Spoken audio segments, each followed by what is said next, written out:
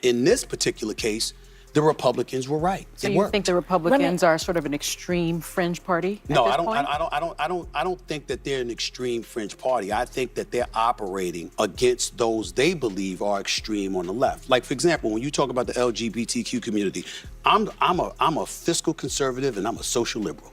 I'm fiscal with my dollars. I ain't apologizing for not wanting to pay high taxes to anybody.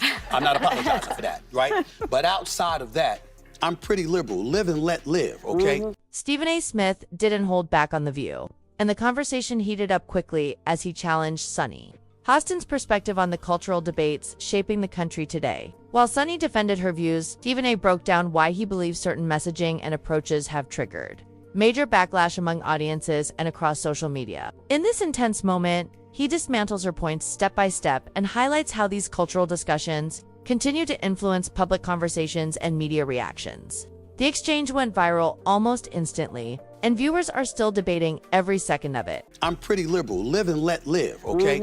But you had folks on the left that were introducing some things when we got in the whole transgender issue, and they were talking about bathrooms, or they were talking about males transitioning to females and competing against girls in sports and stuff like that.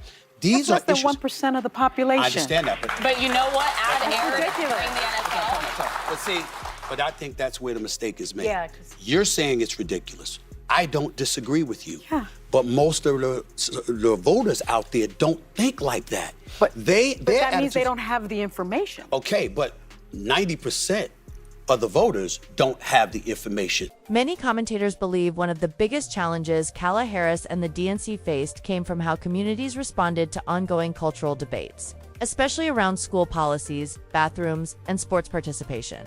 Across the country, parents expressed concerns they felt were overlooked, saying they wanted clearer communication, more transparency, and a stronger focus on fairness for all students. Critics argue that the party didn't fully address these frustrations, which created a sense of distance between everyday families and national leadership. Instead of feeling heard, many people felt brushed aside, and that not became a major talking point across households, media platforms, and public discussions. Supporters of this viewpoint say these cultural debates played a major role in shaping public opinion and continue to influence national conversations today. If you're out there busting your tail to make ends meet and to pay your bills, and you're going to work every day, and you got a family to take care of, and you're in New York City, you're getting stuck 2 hours of your day, you're stuck in traffic, you understand, you got a whole bunch of stuff to go through. You don't have time to know what you and I know. Maybe you need to listen to the news when you're in traffic. Well, again, I agree with that. Not be uninformed. Or you listen to stuff that's going to take you away from the things that brings down your spirit. And that's unfortunately what most voters are doing. Most Americans lead busy lives, juggling work, bills, family, and daily responsibilities, leaving little time to analyze every policy or political debate in depth. When ideas or proposals feel disconnected from their everyday struggles, they naturally respond in ways that prioritize practical concerns. For many, issues like the cost of groceries, rent, healthcare, gas, job security, and safe communities matter far more than cultural debates or abstract political theories. People want solutions that directly impact their daily lives. And in the voting booth, decisions often reflect real-world priorities rather than ideological discussions. In this context, practical, common-sense approaches tend to resonate more strongly than complex political experiments or debates, disconnected from ordinary experiences. Because you were inserted, even though you were the vice president and it was the Biden-Harris administration, you had folks who are independent. I'm not talking about those on the right, I'm not talking about those on the left, just independents, who said, wait a minute, she didn't experience a primary either. And the last time we saw her in a primary was 4 years ago, and she didn't even make it to Iowa. They used that as an excuse to point to her level of inexperience. Then you got the war in Russia and Ukraine, you got the Israeli-Palestinian conflict, Hamas and Hezbollah and all of that stuff, and you had Trump using codes. Look, do you want her? Where is she? Where's the interviews? Where's she showing herself? Where's the tough questions? Where's the interrogation? And he leaned on certain things.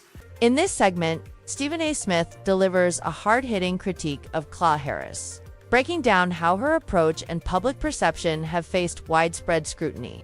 He highlights how certain policies and messaging appeared disconnected from everyday concerns and how avoiding high-pressure interviews raised questions about leadership under scrutiny. Smith carefully dissects the challenges she faced in connecting with voters and navigating public expectations, emphasizing the importance of transparency, accountability, and responsiveness in leadership.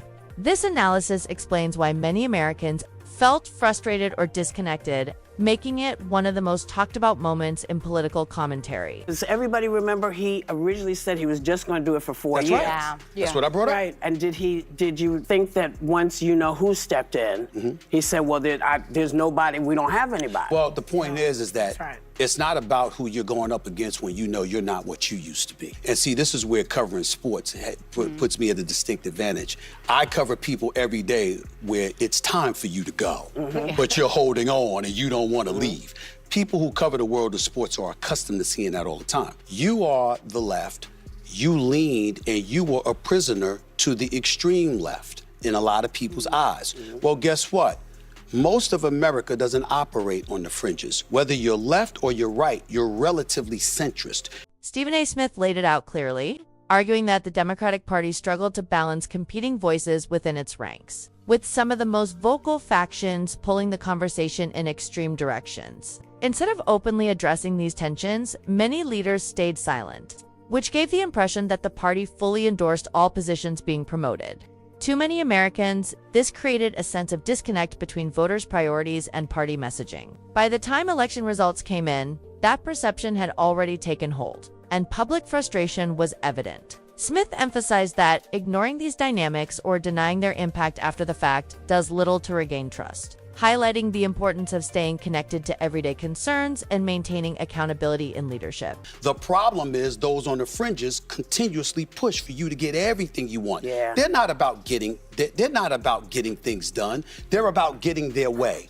And if they're not going to get their way, they're about complaining and griping about it, because they understand that when you are operating based off of grievance, that's usually what provokes you to get to the polls. And that is why they don't mind feeling aggrieved and displaying and disseminating that kind of message, because they know people are going to gravitate to that. And as a result, that might get them to the polls, you thinking you're going to get what you want as a result of it. Harris found herself caught between competing pressures within her party, facing a difficult choice between following the dominant, ideological messaging or risking criticism and diminished influence. Observers noted that she often aligned with the prevailing faction's priorities, hoping to maintain credibility and political support. But this approach appeared increasingly disconnected from the concerns of many everyday Americans. Parents, workers, and voters voiced frustration over policies and messaging they felt overlooked their real-world challenges.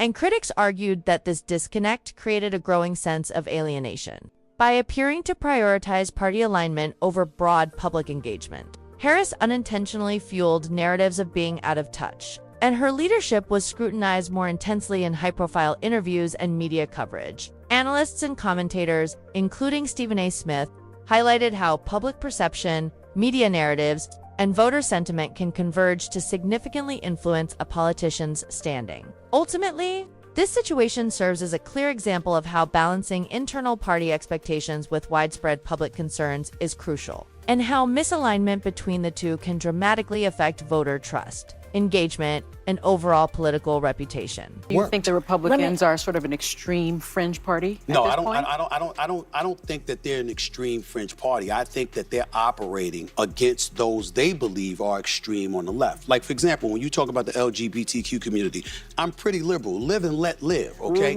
But you had folks on the left that were introducing some things when we got in the whole transgender issue, and they were talking about bathrooms, or they were talking about males transitioning to females and competing against girls in sports and stuff like that. During the discussion, Sunny Hostin pushed back with her usual energy, offering a perspective that many viewers felt misrepresented Stephen A. Smith's points.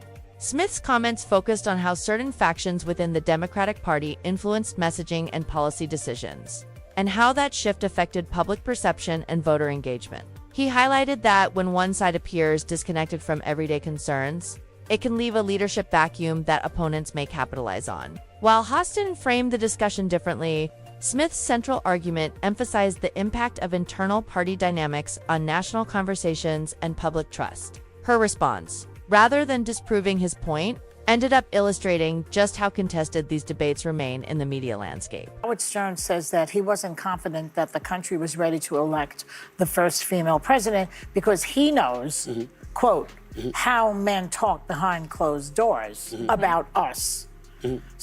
So we're very privileged to have a great guy here today. Yeah. Tell what do men say about us behind Well, closed first of all, doors? Yeah. Say it to our tell. faces. Do tell. I don't hide, so no worries there. Here's the deal. I respectfully disagree with Howard Stern, only from the standpoint that I wish he had been more specific. Why don't you say white men? Because let me tell you something about black men. We love our mamas. I know that. We love. Many commentators, including Stephen A. Smith, argue that leadership should be based on ability, vision, and proven results rather than identity alone. While representation matters, voters consistently prioritize strong, capable, and results-driven leadership when evaluating candidates. Critics say that figures like Kamala Harris and Hillary Clinton struggled to inspire confidence because they appeared disconnected from everyday concerns such as the economy, healthcare, border security, inflation, and rising crime. Instead of addressing these urgent issues, they leaned into cultural and ideological debates that left many Americans feeling alienated. Smith highlighted how internal party dynamics and ideological extremes influenced public perception and contributed to frustration among voters. The takeaway, according to this perspective, is that America is ready for capable leaders, including women who earn trust through merit, effective decision-making, and the ability to connect with the public, not symbolic gestures or identity-based politics. Ultimately, leadership is measured by competence, clarity of vision, and responsiveness to real-world challenges, and voters respond accordingly.